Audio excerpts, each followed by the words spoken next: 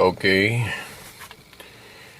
Ang tinig o boses na inyong marinig ay tinig o boses ng isang dipensor sa paniwalang Katoliko o Catholic Faith Defender o sa ibang salita o word sa English, isang apologist.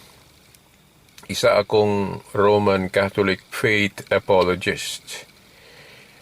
Ating ihahayag sa video na ito kung bakit dapat tayong tumutol sa divorce bill o yung paggiba sa tali ng Diyos na itinali ng Diyos sa kasal, ang marriage. Bakit ba dapat nating tutulan ito, mga kapatid at mga magulang? Sa Biblia, malinaw po ang sinabi ng Panginoong Jesucristo. Sa Mateo 19:6 na bawal ang divorce. Pero bakit ba tila ang dami sa atin ang pumapayag na lang nito? Naalala natin ang argumento ng mga pabor sa divorce, yung nasa Biblia, nang tinuro ng Panginoong Jesucristo na wag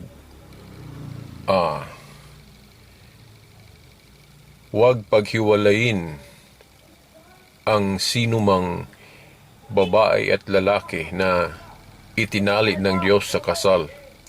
Huwag itong hiwalayin. May mga Hudyo ang gumawa ng argumento laban sa turo ng Panginoong Jesucristo na huwag paghiwalayin o no to divorce. Ang argumento ng mga Hudyo laban sa itinuro ng Panginoong Jesucristo, ang sabi nila, bakit si Moises pumayag sa divorce?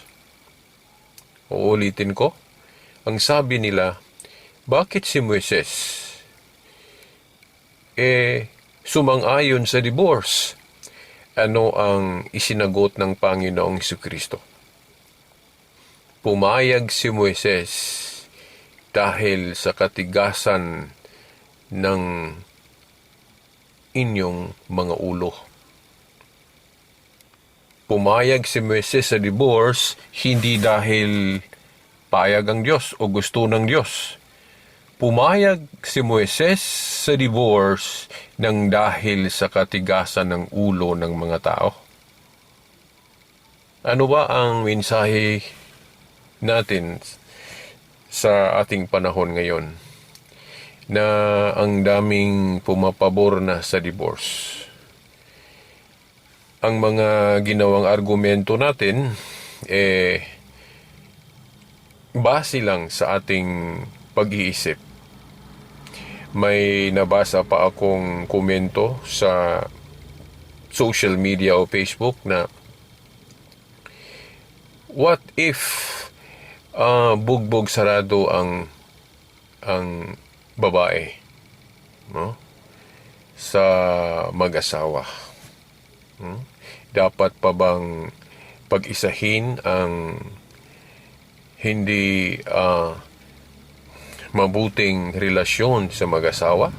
Dapat pa bang pag-isahin? Yon ang itinanong o para bang tanong na may pinahiwatig na objeksyon sa ating side na hindi tayo pabor sa divorce. Sinabi pa na hindi naman gusto natin ng divorce, pero kung hindi na maayos ang pamumuhay sa mag-asawa, hindi na nagkakaisa, palagi nang nag-aaway, pag-isahin ba natin iyan? Naintindihan naman natin na may ganong mga sitwasyon na hindi nagkakaisa ang mag-asawa. Pero ang tanong, ano ba ang dapat na gawin kapag hindi nagkakaisa ang mag-asawa? Palaging nag-aaway, bugbog sarado ang asawa, o di kaya ang asawa ang babae ang problema, no? Dahil hindi naman sa lahat ng nakikita natin sa mga sitwasyon na ang bana ang pabigat, meron namang ang asawang, ibig sabihin, ang babae naman ang pabigat. O sasabihin, masamang pagkababae. Okay. Merong gano'n naman, no? So, kung hindi mabuti ang pagsasama, palaging nag-aaway, dapat pa bang pag-isahin? Now, hindi dapat tayo ang magbigay ng option nito, mga kapatid at mga magulang, no? Dapat nating itanong ito sa ating spiritual na mga ama. Ang ibig sabihin, ang ating mga pare. Ang turo ng simbahan, dapat nating alamin kung ano ang turo ng simbahan sa mga ganitong sitwasyon. Dahil hindi natin masabi na kapag tayo lang ang mag-iisip, sasabihin na nating tama kaagad ang mga iniisip nating solusyon sa mga problema natin sa pamumuhay, no? I-general na lang natin pagsasabi na kapag may mga question mark na sa buhay natin, dapat tayong sumangguni sa simbahan, no? Hindi tayo magpasya kaagad na hindi natin isama ang ating paniniwala. Mga kapatid at mga magulang, kung ano ang pinag-isa ng Diyos, dapat hindi natin ito paghiwalayin. Alalahaning ang kasal ay isang sakramento sa ating pananampalatayang Katoliko.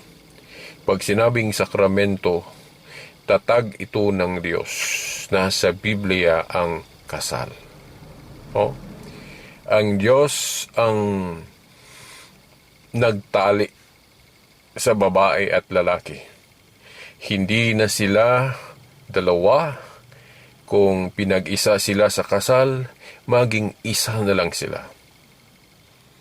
Ang Diyos ang nag-isa nito. Nagtatali nito. So bakit ihiwalay natin ito? Diyos lang ang makapaghiwalay nito. Sa ating nalalaman, hiwalay lang ito sa kamatayan. Pero habang nabubuhay ang dalawa, ang lalaki at babae, na itinali ng Diyos sa kasal, kahit na sino, hindi ito dapat ihiwalay ng tao. Pero ito ang sagot base sa turo o aral ng simbahan. Kapag magulo ang pamumuhay ng mag-asawa, na tila baga bugbog sarado ang asawa o vice versa, hindi divorce ang solusyon base sa turo ng simbahan, Maaring mag-option tayo na wag munang mag-isa sa loob ng bahay. Ibig sabihin, pwedeng separate yung tinatawag nating legal separation. Pero hindi ito ibig sabihin na yung divorce na pinaghiwalay o yung giniba yung tali ng Diyos, no? Dahil hindi ito magiba ng tao, no? Hindi talaga mahiwalay ng tao ang pinag-isa ng Diyos. Ang ibig sabihin natin kapag magulo ang pamumuhay ng mag-asawa, kung hindi kaya ng asawa na mapasan o mag-carry ang bigat bunga sa hindi magandang asal ng husband o ng lalaki, okay? Kung hindi kayang mapasan o madala o mag-carry ng babae ang bigat sa ugali ng kanyang husband o ng lalaki, pwedeng mag-separate pero hindi yon divorce. Yung legal separation na pumayag ang simbahan, hindi ito divorce na ating giniba ang tali na itinali ng Diyos sa kasal, no?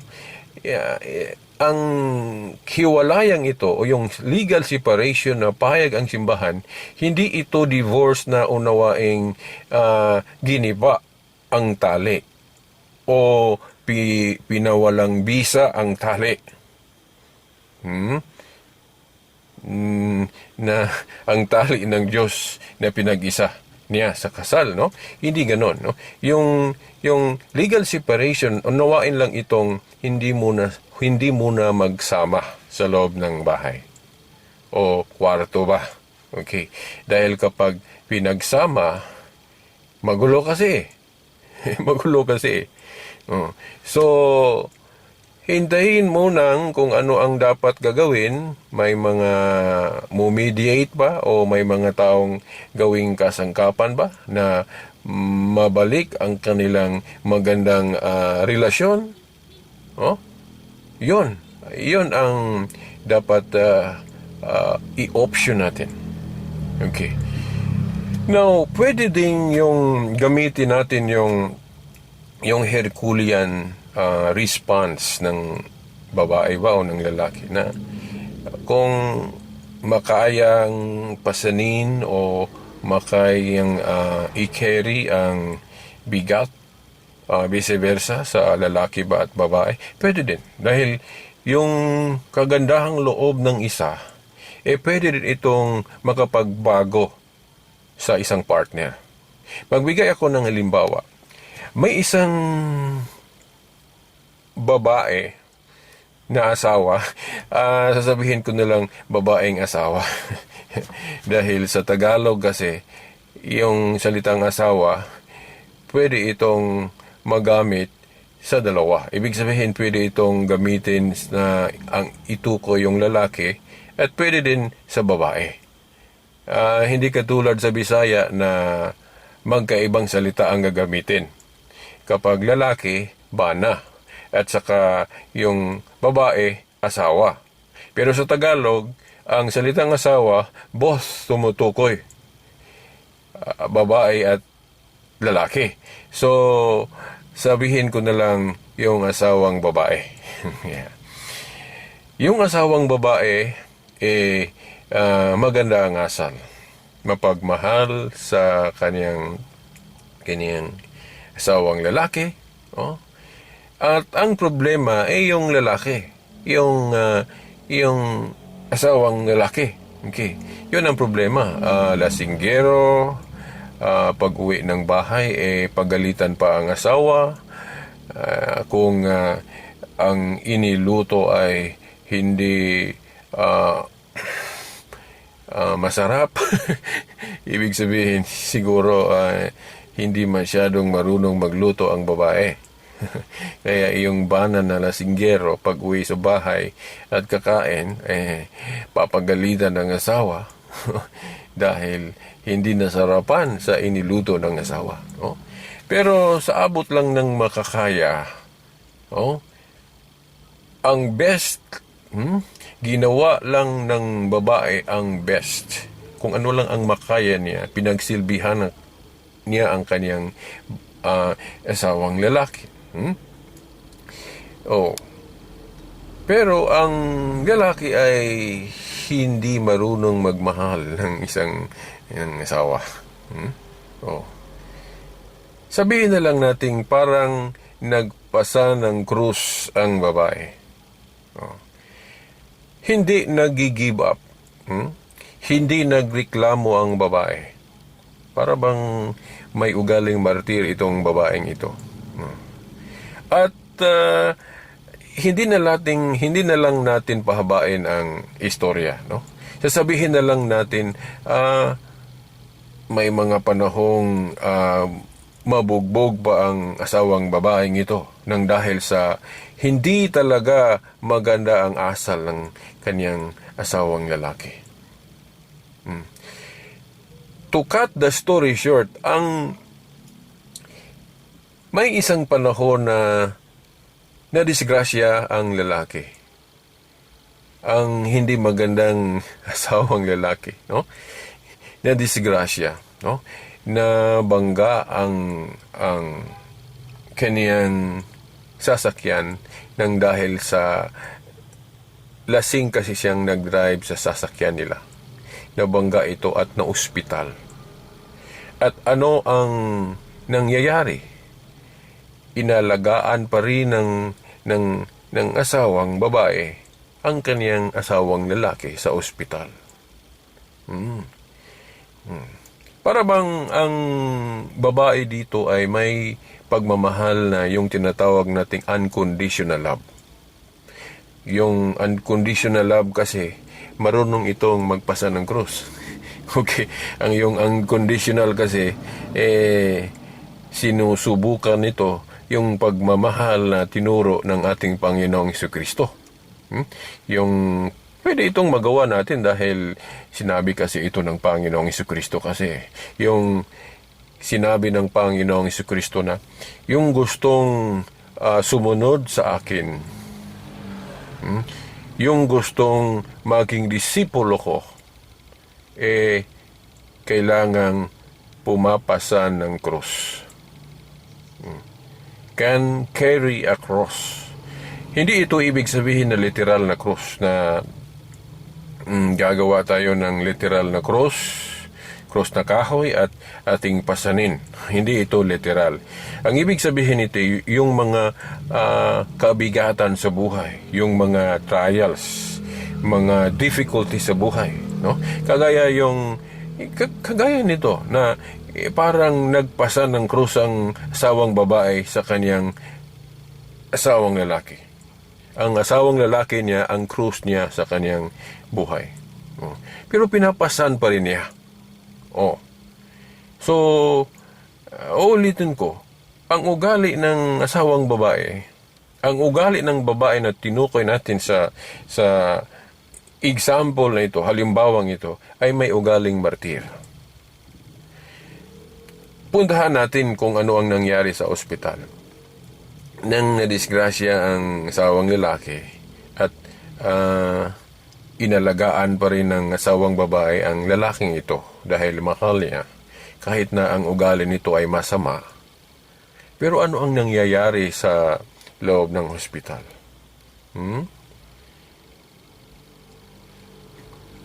Anong nangyayari sa loob ng hospital? Nag-confess ang lalaki sa kanyang asawang babae. Humingi siya ng tawad, umiiyak. Umiiyak ang lalaking ito at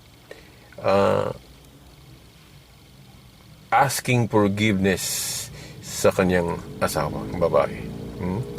Humingi siya ng tawad. Sabi niya, hindi ako mabuting asawa. Hindi akong mabuting asawa sa inyo. Pero hindi ka nagreklamo sa mga kasamaan ko. Inalagaan mo pa rin ako. Isa kang babaeng ano, parang kakaiba ka. Dapat magalit ka sa akin. Dapat sana iniwanan mo na ako nang dahil sa kasamaan ko. Pero nandyan ka pa rin. Nagsilbi sa akin. Patawad, asawa ko. To cut the story short, mga kapatid at mga magulang, nagbago ang lalaking ito. Pinatawad siya. Of course. Wala namang option ng babaeng ito. Inalagaan niya ang kanyang asawang masama. Diba? Kahit na bugbog sarado siya. Pinasan niya ito. Ang pagpapatawad ba, hindi niya ito magawa. So, imposible naman. Diba? O, napasan niya ang kabigatan, ang kasamaan ng kaniyang asawang lalaki, napasan niya, na-carry niya, nalampasan niya, ang pagpatawad ba, hindi niya magawa. Of course, masaya siya. Dahil nagbago ang kaniyang asawang lalaki. Nagbago. Naging mabuti. Ano ba ang nag-udyok sa kanyang asawang lalaki na magbago? Yung kabutihan ng asawa. Yung unconditional love pala ay pwede palang makapagbago ng partner. Pwede makapagbago ng partner.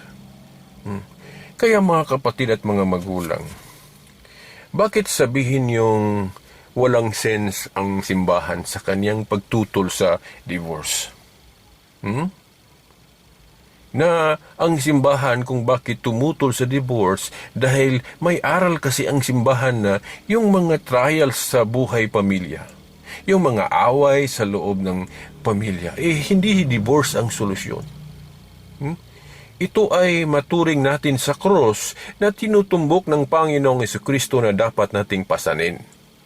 So kung hindi natin pasanin itong krus na sinabi ng Panginoong Jesucristo na ang buhay Kristiyano ay pagpasan ng krus, ibig sabihin, i-carry natin ang mga trials na ito.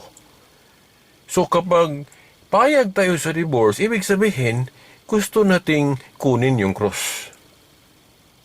Sayang naman, Kristiyano tayo, pero hindi natin tanggapin ang krus sa ating buhay.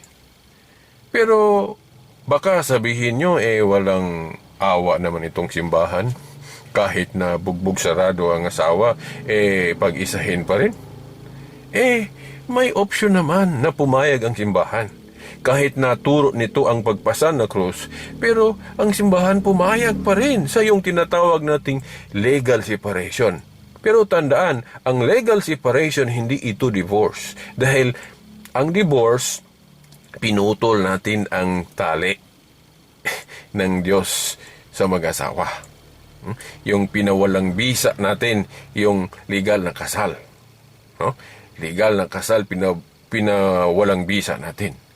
Hindi ganon ang pag-unawa sa legal separation na pumayag ang simbahan. Pwede ang simbahan pumayag na mag-legal separate muna kung hindi natin pwedeng pag-isahin dahil magulo. Pwede dahil hindi makapasa ng asawa sa bigat ng kanyang partner. Okay? Pwede silang mag-separate. Ibig sabihin, hindi muna magsama sa isang bubong o sa isang bahay. Dahil palampasin muna ang hindi magandang relasyon. At kapag may makapag-mediate o may mga naging kasangkapan na mabalik ang kanilang magandang relasyon, pwede na silang mag-isa muli sa isang bahay o sa isang bubong. Yun. Pwede. Pwedeng mag-separate kung magulo. Pero hindi ito unawaing giniba yung bisa ng kasal. Nandun pa rin dahil hindi ito na unleash o yung temporal na hiwalayan lang ito. hindi ito hiwalay na giniba yung legality ng kasal. Nandoon pa rin, pero hindi lang pinagsama sa isang bahay o sa isang bubong sa rason na magulo kasi kapag isama. So, temporal separation lang. Oh? Yung pagsasama lang sa loob ng bahay o sa isang bubong, yun lang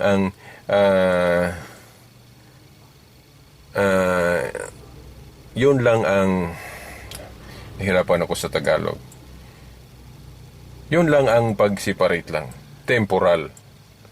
Oh. Pero hindi separation na pwede na kang makapagrelasyon ng iba. Na pwede ka nang ikakasal sa iba. So, ang turo ng simbahan, pwedeng mag-separate dahil magulo ang pamumuhay, pero hindi pwedeng makapag-asawa ang isa sa kanila. Dahil sa aral kasi ng simbahan, sa kamatayan lang mahiwalay ang pinag-isa ng Diyos. Oh? Yung kasal, yung tali ng Diyos sa kasal, sa kamatayan lang mahiwalay ito. Mga kapatid at mga magulang. Pero kung buhay pa ang dalawa, basta legal ang inyong kasal, hindi dapat talaga, bawal talaga sa Christianity ang divorce. Bawal. Oh? So, pwede kayong mag-separate kung magulo ang pamumuhay niyo, pero hindi makapag-asawa ang isa sa inyo.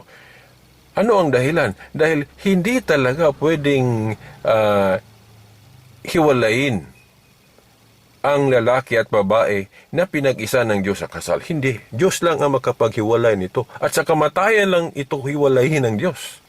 Mga kapatid at mga magulang. So, yun. So, kahit na ang simbahan nagtuturo ng unconditional love, yung pagpasa ng krus, ibig sabihin, pwedeng gawing opsyon ng partner na kahit na hindi mabuti ang asal ng kanyang partner, pwede niya itong pasanin dahil yun ang aral Kristiyano. Di ba mga kapatid at mga magulang? Pero nakinig pa rin ang simbahan. Pumayag pa rin ang simbahan yung tinatawag nating legal separation. Hindi i-divorce ito ha.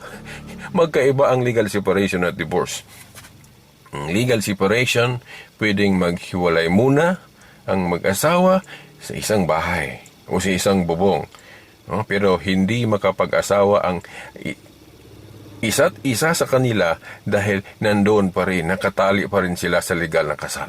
Dahil hindi pa ito pinutol. No? Temporal lang ang separation. No? Pero kung kaya ng partner na pasanin ang bigat ng kanyang partner, mas maganda ito dahil ito ang buhay Kristiyano. Isipin na lang natin ang ating Panginoong Hesukristo nga. Pinapasa niya ang kasalanan natin na hindi sana siya ang magpasa nito dahil wala siyang kasalanan.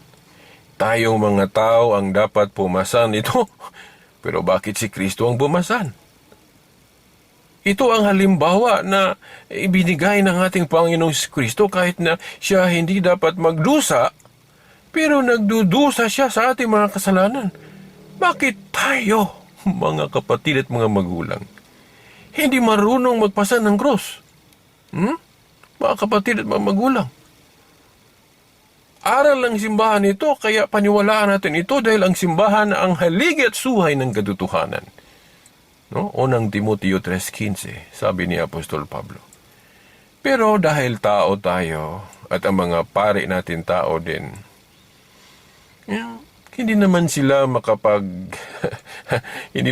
makapagtanaw sa inyo ng magulo ang inyong buhay. Nang dahil sa authority nila, pwede silang pumayag.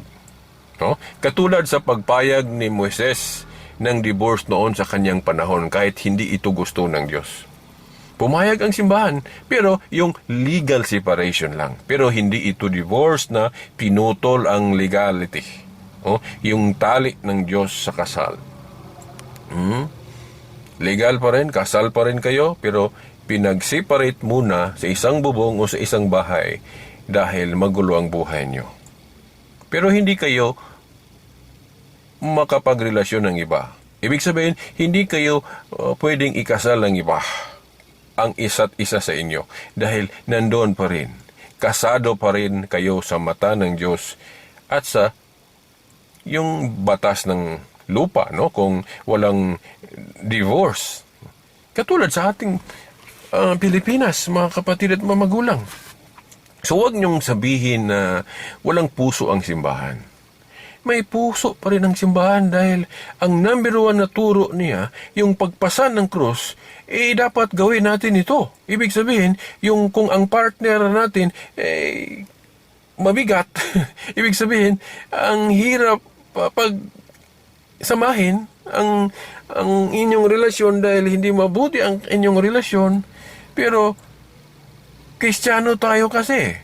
Ito ang buhay natin, pagpasa ng krus. Katulad sa pagpasa ng krus ng Panginoong Jesucristo. Diba? Pwede siyang umayaw nito, pero bakit tinanggap ni Kristo ang kaniyang kalbaryo? Bakit tinanggap ni Kristo ang kaniyang kamatayan? Ang kaniyang kasakitan sa krus? Ibig sabihin, tayong mga Kristiyano dapat sumunod nito. Pero again, uulitin ko, nang dahil sa authority ng simbahan, katulad ni Moises, pwede niyang gamitin ang authority na ito na pwede siyang mag-unloose. Meaning, pwede siyang pumayag, pero sa kaniyang definition. Pwede siyang pumayag na maghiwalay muna, pero hindi giniba yung legality ng kasal. Yung pagsasama lang ang pinaghiwalay. Yung pagsasama lang. Temporaryo hanggat hindi pa mabuti ang relasyon. Pero hindi pwedeng makasal sa iba. Dahil yung pinag-isa kasi ng Diyos, huwag ang tao ang maghiwalay nito, mga kapatid at mga magulang. Ngayon, alam ba ninyo, kung hindi nyo alam, tayo na lang ang Pilipinas ang uma-adapt sa posisyon ng Vatican. Dahil ang daming mga bansa ang nag-resort na sa divorce. Pumayag na sa divorce. Ang dami na. Amerika, mga kilalang bansa ito, pumayag na. Kahit na yung Italy at Spain na nandoon sa Roma, malapit sa Vatican. Pumayag din sa divorce.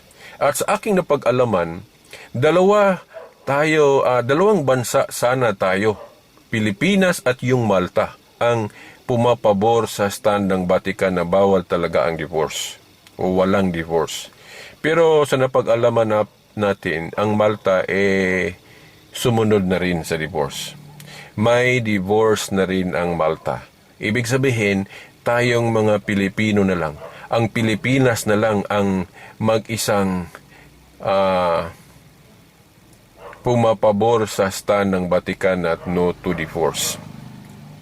Kaya nga naisipan ko, mabuti talaga na yung Vatican, ang leader sa Vatican, yung Pope. Ang head sa church, ang Pope, at yung head of state, ang Pope din. Dahil kapag iba-iba ang head, iba ang head sa state ng Vatican at iba din yung sa church, posibleng maganon din sa Italy at Spain na pumabor sa divorce.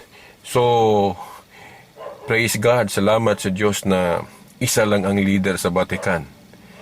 Ma-head man o church, Pope pa rin ang leader. Dahil magawang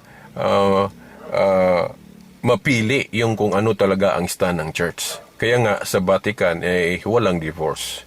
So dapat matuwa tayong mga Pilipino na tayo na lang, ang bansang Pilipinas na lang ang hindi pa pumabor sa divorce. Ibig sabihin, sinusunod natin ang Diyos.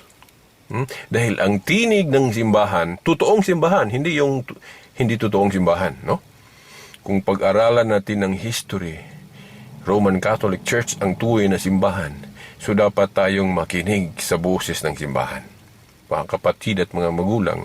Dahil sabi ni Apostol Pablo, ang simbahan ay haligit suhay ng katotohanan, the pillar and foundation of the truth, mga kapatid at mga magulang. Kung babasahin natin ang Mateo 18, 17 hanggang 18, ginawang final arbiter ng Panginoong Jesucristo ang simbahan.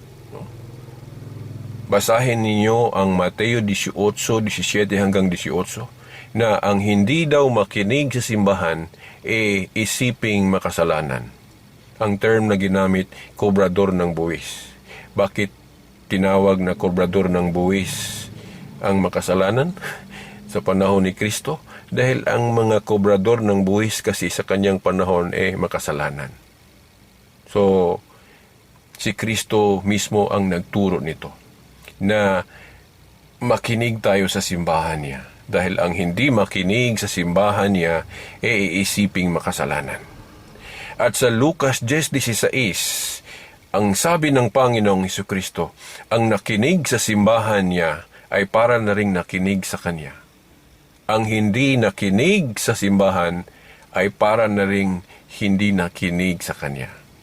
At ang nakinig sa simbahan, ibig sabihin mga aral ng simbahan, ay para na ring nakinig sa Kanya.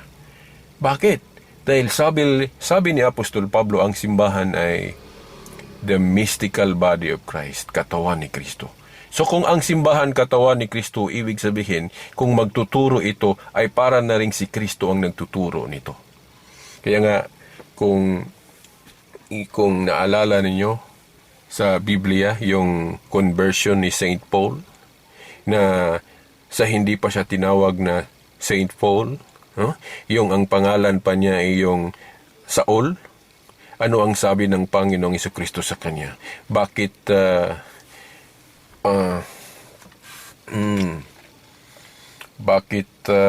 Ano ba yun? Sa Tagalog, yung inuusig, no? Bakit inuusig ninyo ako? Saul. Bakit inuusig ninyo ako? Saul. Sabi ni Saul na naging Pablo, no, hindi kita inuusig. Pablo, Panginoon, alam nyo, sumunod ako sa relihiyong Judaismo. Alam nyo, naniniwala ako sa inyo. Naniniwala ako sa Diyos. Pero bakit sinabi mo inuusig kita? Yun kasi sinabi ni Kristo sa kanya, bakit inuusig mo ako, Saul? Ang ibig sabihin ng Panginoong Jesucristo, dahil inuusig kasi ni Pablo ang simbahan o ang iglesia ng Panginoong Jesucristo. Dahil nang hindi pa naging Kristiyano si Pablo, ang dinipensa niya yung old religion na Judaism. Follower kasi sa Judaism si Pablo o si Saul na naging Pablo nang hindi pa siya naging Kristiyano. So akala niya sa kanyang panahon tama pa rin o may authority pa rin yung Judaism. Dahil ang Biblia kasi, ang Judaism, ito ang totoo sa mga panahong hindi pa nagsimula ang Christianity. Ibig sabihin ng authority, nandun pa sa Judaism. Authority galing sa Diyos. Pero nang pinawalang bisa na ang Judaism dahil may bago na, dahil ginawang Christianity na si Kristo ang mediator, dapat Christianity na ang sundin, hindi na yung Judaism.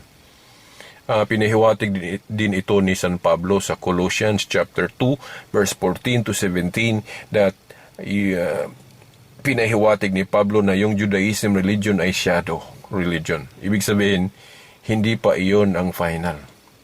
Ang final religion na dapat nating samahan ay yung Kristyanismo. Dahil nagtatag si Kristo ng New Covenant religion na tinatawag nating Christianity and so on. Maraming description ito kapag aralin natin ng Biblia at history. No? Christians, Church of the Saints, Iglesia ng Diyos, Church of Christ, Church of the Saints, Apostolic Religion, Universal Religion o Catholic. At huling na idagdag na description nito yung sa Council of Trent. Dahil nasa Roma na ang sentro, kaya dinagdagan ng Roma na description. Pero sa ibang paksa, ating tatalakayan ito yung mga description ng simbahan kung bakit naging Roman Catholic Church, no? Ang dami na akong programa, Mabisaya man at Tagalog, na tinalakay ko ito. Sa ngayon, itong divorce ang tinalakay natin. So, wake up, mga kasamahan kong mga Pilipino. Dapat tayong matuwa. Dapat nating purihin, dapat nating parangalan ng ating bansa na pinapattern natin ang ating batas sa Batikan na nandoon ang simbahan, nandoon ang Pope na Vicar of Christ. Hindi pa tayo matutuwa na tayo na lang ang natitira na pumapanig sa Diyos? Hindi ba tayo natutuwa? Dapat nating sa Bisaya, ipasigarbo natin ito. Dapat purihin natin ang ating mga sarili. Dahil tayo na lang ang mga Pilipino ang hindi pumabor sa divorce na labag sa kalooban ng Diyos. Baka sasabihin ng Diyos na naman sa atin yung sinabi ni Kristo sa mga Hudyo. Yung pumapayag sa divorce. Bakit si Moises pumayag sa divorce? Baka yung sinabi ni Kristo sa mga Hudyong ito, isasabihin din niya sa atin. Talagang gano'n, no? Pumayag si Moises sa inyo dahil sa katigasan ng inyong ulo. Ganon din ang mangyayari sa ating bansang Pilipinas kung gumaya tayo sa ibang bansa. Kung pumayag tayo sa divorce, para na rin ang Diyos nagsasalita sa atin. Pumayag ang gobyerno ninyo dahil matigas ang inyong ulo. Ito. Pumayag ang gobyerno nyo sa divorce dahil matigas ang inyong ulo. At dahil ang gobyerno nyo ay hindi pumabor sa batas ng Diyos. Nang dahil kasi sa separation between the church and state, pwede kasi ang gobyerno gagawa ng batas na salungat sa aral ng Diyos, sa batas ng Diyos. Nang dahil sa separation. Ginawang rason ito. Kaya na may mga congressman at senador na ang dali lang nilang labagin ang moral law ng simbahan. Hindi ako believe sa mga ganong politiko. Kung tunay tayong pumapabor sa preamble natin, ano bang sabi sa preamble natin? Inconsistent tayo kung pumapabor tayo sa divorce. Dahil ano ang sinabi sa preamble natin?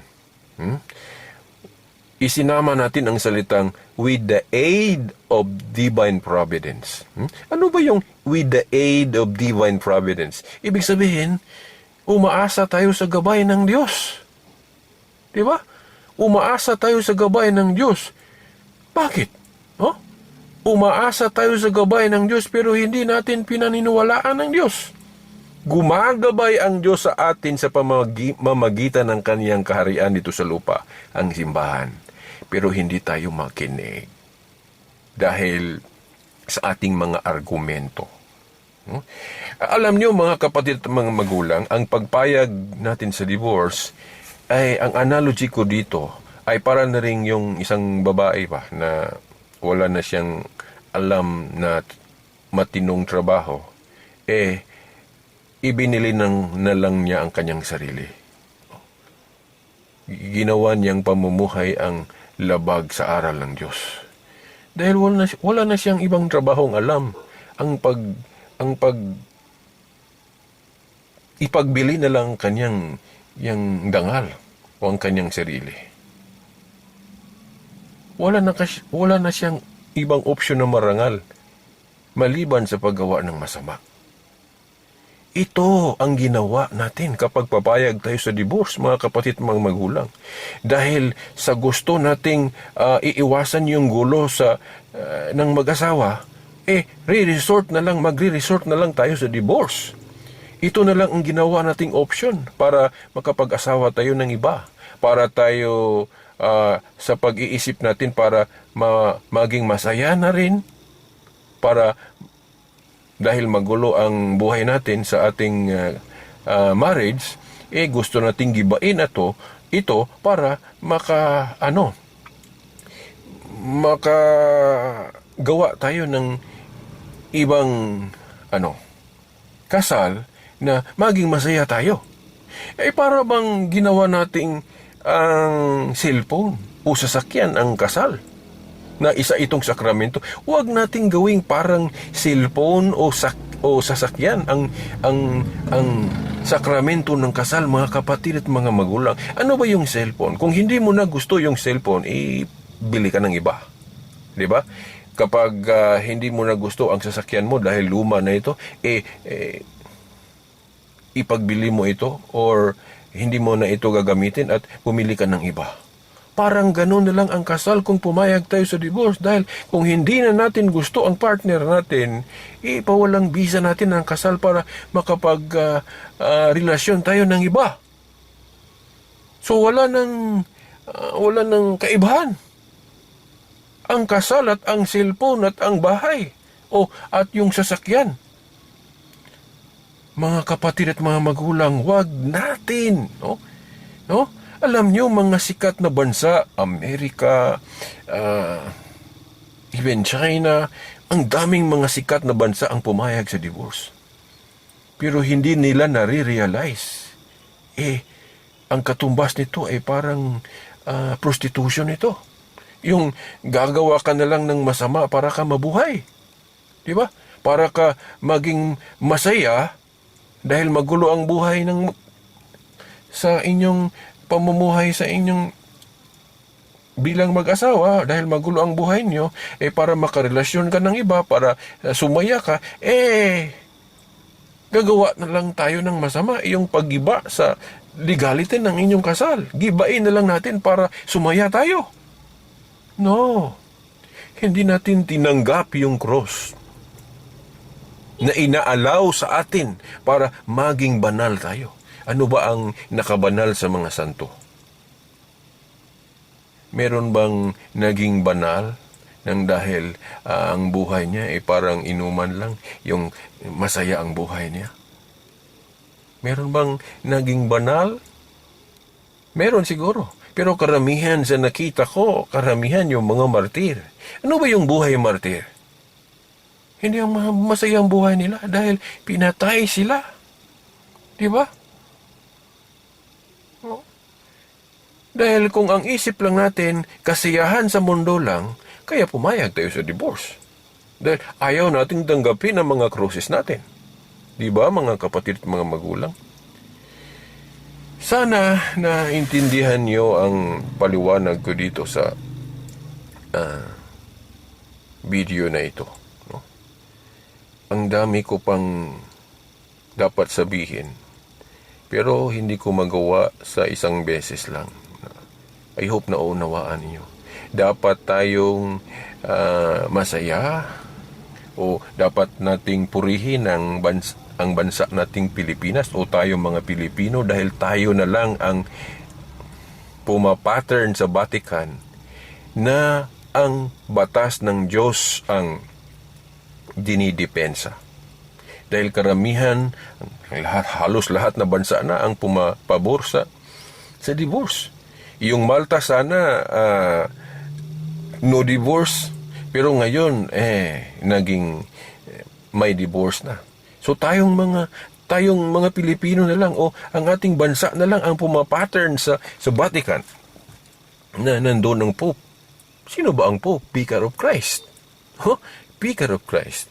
Siguro ang karamihan sa atin hindi alam kung bakit ang Pope Vicar of Christ, no? Dapat tayong makinig sa Vicar of Christ. Ano ba yung Vicar of Christ? Representative of Christ. Ano ba ang batayan ng simbahang Katoliko? Bakit ang Pope Vicar of Christ o Representative of Christ na dapat tayong makinig sa boses ng simbahan? No? Babasahin ninyo ang Juan. Juan Kapitulo 21, versikulo 15 hanggang 17. Juan 21, versikulo 15 hanggang 17. Nang paakyat na si Kristo sa langit, sino sa lahat ng mga apostol ang pinagkatiwalaan niya sa kanyang tungkulin? Yung pagka-pastor niya, yung pagka-universal pastor. Sino? Nandun lahat ang mga apostol. Pero ang isa nito ang pinagkatiwalaan niya sa kanyang tungkulin, yung pagka-pastor niya, pagka-universal. Sa lahat ng mga apostol, si Pedro lang ang sinasabihan niya nito, Pedro, pakanin mo ang aking mga tupa. Alam niyo mga kapatid at mga magulang, ang mga tupa ni Kristo ay universal. Dahil ang pagka-head ni Kristo sa lahat ng mundo, ibig sabihin sa lahat ng bansa. Kung ating ikumpara ang ating obispo, ang pagka-head ng ating obispo, halimbawa, ang obispo natin sa Dipolog si the Most Reverend Severo Caermari. Ang kaniyang pagkapastor, limited ang mga karnero niya o mga tao niya. Ang scope sa kaniyang pamamahala ay yung tayong sakop lang sa Diocese of Dipolog. At ganun din yung bishop sa Manila o sa ibang lugar, na mamahala sila sa kanilang lugar lang, mga kapatid at mga magulang. Pero yung pagkapastor ni Pedro na isinangon ng Panginoong Jesucristo, ang pagkapastor niya, universal. No? Pedro, pakanin mo ang aking mga tupa. Imagine, sa lahat ng mga apostol, si Pedro lang ang sinabihan niya nito, na pakanin ang kanyang mga tupa. Ang mga tupa ni Kristo, lahat, ibig sabihin universal. Universal. So, ibig sabihin, yung tungkulin ni Pedro, pag-akyat ni Kristo ng langit, universal pastor. So, sa lahat ng relihiyon sa mundo, anong relihiyon? Sinong relihiyon na ang Vicar of Christ ang leader? Only the Roman Catholic Church. Dahil yung posisyon ng Santo Papa, yun ang posisyon ni Pedro. Ang ibang mga relihiyon, hindi ganun ang tinuro. May ibang propeta daw, sa Mormon, si Joseph Smith. May ibang messenger daw, si Felix Manalo sa Iglesia ni Cristo. Si Kibuloy daw, ang Seventh-day Adventist naman, sugo daw, o propeta daw, si Ellen White. Sa Saksi Nioba naman, si Charles T. Russell daw, ang messenger of God sa huling araw. Iba-ibang tao. Pero hindi nila alam. O alam nila pero hindi nila tinuro na nang si Kristo paakyat na ng langit, ang pinili niya na gumawa sa trabaho niya bilang makikitang pastor si Pedro. Nang sinabihan niya si Pedro, Pedro, pakanin mo ang aking mga tupa. Ibig sabihin, si Pedro ay Vicar of Christ. Now, hindi natin sabihin ang salitang Vicar at saka yung representative, mababasa ito sa Biblia, no? Pero ito ang implication, no? Loud naman ang implication dahil hindi naman lahat letra por letra. Pinahiwatig ni Kristo kasi na ang tungkulin ni Pedro ay tungkulin niya sa pagka makikitang head o pastor, visible head. Nang paakyat na si Kristo sa langit, siyempre, ang pagka-leader niya nandoon pa rin pero invisible na. Dahil nandoon na siya sa langit. Ang tanong, sino ang visible head? Dahil sa history kasi ng kaharian ng Diyos dito sa lupa, kahit na ang Diyos ay tinatawag nating invisible head dahil nandoon siya sa langit, pero may visible head siya dito sa mundo. Katulad sa panahon ni Moises, si Moises visible head ng Israel. At saka yung wala na din si Moises, yung sa mga propeta, yung mga kings, may visible head talaga ang kaharian ng Diyos dito sa lupa. Yung kaharian ni David, visible head siya dito sa lupa. At sa kaharian ni Kristo, si Kristo ang head. Pero nang paakyat na siya ng langit, ang tanong, sino ang visible head na nagsilbing vicar of Christ o representative of Christ? Malino naman. Ang totoong simbahan ang nagtuturo, yung posisyon ni Pedro. Ito ang ating sundin. At saka kung babasahin natin ang Acts chapter 1 verse 20, kapag ang isang katungkulan o office mababakante, may papalit nito. Ang itinukoy nito, itong Acts chapter 1 verse 20, yung tungkulin ni Pedro bilang apostol. Dahil nabakante ito, ibig sabihin, papalitan. At si Matias ang napiling papalit sa kanyang tungkulin. Ang tanong, kung importante itong posisyon ni Judas na nabakante at pinalitan, mas importante yung kang Pedro na tungkulin dahil vicar of Christ ito. Tungkulin ito ni Kristo bilang makikitang pastor dito sa lupa, visible head. Mga kapatid at mga magulang, Katoliko lang ang sumunod sa protokol na ito. Dahil ang INC hindi sumunod sa protokol. Ang unang leader nila si Felix Manalo, hindi ito pinili ng Diyos. Claim lang ang pagkasugo niya. Tinuro lang ng kaniyang mga ministro na walang kadugtungan sa mga apostol. Pero ang head ng Katoliko, ito ang posisyon ni Pedro, ang Pope, mga kapatid at mga magulang. Huwag niyong kakalimutan, Acts chapter 1 verse 20. Kapag ang tungkulin mabakante, may papalit. Kaharian kasi kapag wala na ang hari, ang susunod na maging hari, yung papalit sa kanyang tungkulin. Katulad sa tungkulin ng presidente, kung mabakante, yung musunod, iyon ang successor. Katulad noon si Duterte, ngayon si Presidente Marcos. Dahil ang tungkulin kasi kapag mabakante, may papalit. Sa Iglesia ni Cristo, si Felix. Pagkamatay ni Felix Manalo, ang pumalit ang kanyang anak, sino ba?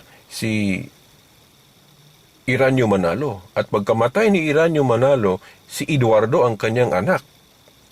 Pero kung tingnan natin ang Biblia, hindi ang posisyon ng executive minister ng INC ang tinatag ng Panginoong Hesukristo. Ang tinatag ni Kristo na posisyon sa pagkalider ay yung posisyon ni Pedro. Nang sinabihan niya si Pedro sa Mateo 16:19, Pedro, Mateo 16:18 at 19, Pedro, sa ibabaw ng batong ito, itatatag ko ang aking simbahan o iglesia. Ang kaharian ang kapangyarihan ng Hades ay hindi makapanaig nito. Ibig sabihin matibay ang simbahang ito. Ibigay ko sa inyo, Pedro, ang mga susi ng kaharian ng langit. Alam ba niyo kung ano ang ibig sabihin ng mga Yahweh o keys? Authority ito sa pagka-leader, mga kapatid at mga magulang. Kung basahin niyo ang Isaias 22:21 hanggang 22, yung binigyan ng susi, tatawaging ama o leader. Hindi natin pahabain ito dahil ibang topic na ito. Binanggit ko lang dahil ini-establish natin ang authority ng Roman Catholic Church, mga kapatid at mga magulang. Pero sa ibang paksa, kapag ito na ang paksa natin, tatalakayan natin ito. Ang supremacy sa tungkulin ni Pedro. Mga kapatid at mga magulang. So kung sinusunod natin ang Pope, sinusunod natin si Kristo. Mga kapatid at mga magulang. Dahil ang posisyon ng Pope, posisyon ito ni Pedro. Biblical ang pagpasapasa ng tungkulin. Acts chapter 1 verse 20, kapag ang tungkulin mabakante, may papalit nito. Hindi ito ang posisyon ng executive minister. Dahil hindi ito ang ginawa ni Kristo. Ang ginawa ni Kristo na posisyon na dapat nating sundin, ang posisyon ni Pedro. Dahil sa lahat ng mga apostol, si Pedro ang pinagkatiwalaan sa pagka-universal pastor. Pedro, pakanin mo ang aking mga tupa. So, Roman Catholic Church ang true church. So, dapat makinig tayo. So, dapat masaya. O dapat purihin natin ang bansang Pilipinas. Dapat proud tayong mga Pilipino na tayo na lang ang bansang natira na pumapabor sa Vatican, na ang leader ng Vatican ay Vicar of Christ. Diyos ang sinusunod natin. So, hanggang dito muna lamang ako. Dahil masyadong mahaba na. Pero parang may dapat pa akong sabihin na dapat niyong malaman para bumigat ang ating argumento sa pagpabor sa side ng simbahan. No? Ginawa ko ito, by the way, sa napag-alaman ko, doon sa Cebu, may ginawang prayer rally ang ating simbahan doon. Kaya nga naisipan kong gumawa nito ngayon. Nagre-record ako. No? Hindi ko lang siguro ipakita ang mukha ko. Iba ang background lang, no? Dahil strategy ko ito. Dahil baka kapag makita niyo ang mukha ko, baka i-judge ninyo ang video base sa mukha ko. Baka dahil sa tingin nyo hindi ako gwapo, hindi din kayo magwagwapuhan sa content ng video na ito. Kaya nga, hindi ko muna ipakita ang mukha ko sa video na ito. Pero kung palagi kayong nanood sa YouTube ko, mga videos ko, alam na ninyo. Pwede ding ipakita ko ang mukha ko. Dahil kilala naman ako sa YouTube ko, channel ko. Mga kapatid at mga magulang. So, dapat tayong proud, mga Pilipino, na tayong ang bansa na lang natin ang natitira na pumapabor sa batas ng Diyos. Dahil ang daming bansa ang parang ginawang batas nila yung prostitution. Hindi ko sinabing naging legal ang prostitution sa mga bansa, pero pwede ito magawa nating analogy. Dahil ang prostitution ay masamang gawain ito. Ang divorce naman, masamang gawain din ito. Dahil kahit na anong bersikulo sa Biblia, hindi payag ang Diyos sa divorce. God hates divorce. Nasa Malakay ito. Sa New Testament, ganun din ang turo ni Jesus Christ. Kaya nga, nang nagturo si Kristo na bawal ang divorce, may mga Hudyong nag-argumento na pumabor sa divorce. Bakit si Moises pumayag? Sabi ni Kristo, pumayag si Moises dahil matigas ang inyong ulo. So, ganun din ang mangyayari kung pumapabor tayo sa divorce. No? Matigas ang ulo natin dahil ginawa nating tama yung mali.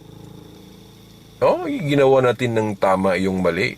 Isaiah 5:20, ang itim ginawang puti at yung puti ginawang itim, binabaliktad natin. Huwag natin baliktarin. No? Matamaan tayo sa Daniel 7:25. Binago ang moral law ng Diyos. Ang Seventh-day Adventist, Katoliko daw ang tinamaan sa Daniel 7:25. Hindi nila alam. Patawarin sana sila. Walang moral law ang binago ng Katoliko. Kung may binago man ang Katoliko, yung batas lang na may ceremonial essence. Dahil sa Biblia kasi, hindi lahat na batas hindi pwedeng mabago. Ang mga batas na ang nature, disciplinary at yung ceremonial, pwede itong mabago. No? Pero ang moral, hindi ito pwedeng mabago. Walang ako makadepensa nito, makastan ako nito sa mga debate. Walang moral law ng Diyos ang binago ng Katoliko. Yung ibang religion, meron silang binago. No? Pero ang Katoliko, walang moral law ang binago ang Katoliko. Sa aral lang ng Sabat, dalawa kasi ang essence. Ang binago ng Katoliko sa aral ng Sabat, yung ceremonial essence lang. Ang moral, hindi binago ng Katoliko. Okay, abangan nyo kapag Sabat ang topic ko. No? Dahil alam kong ang mga Sabadista natin, mga kapatid, tutol nito. Muntik nga akong maging Sabadista noon, mga kapatid at mga magulang. Okay, hanggang sa susunod, no? Ang sana sa susunod na video na matalakay ko ang paksa na ito, ang hindi ko natalakay ngayon, sana, sa tulong ng Diyos, gawin tayong kasangkapan na maihayag natin ang hindi pa natin naihayag sa video na ito. Okay, ito ang sa Bisaya pasulugoon, instrumento. Ito ang inyong servant sa exposition na ito, kapatid na Silbert Dondoyano alias Veritas. Sa ngalan ng Ama, ng Anak at ng Espiritu Santo. Amen.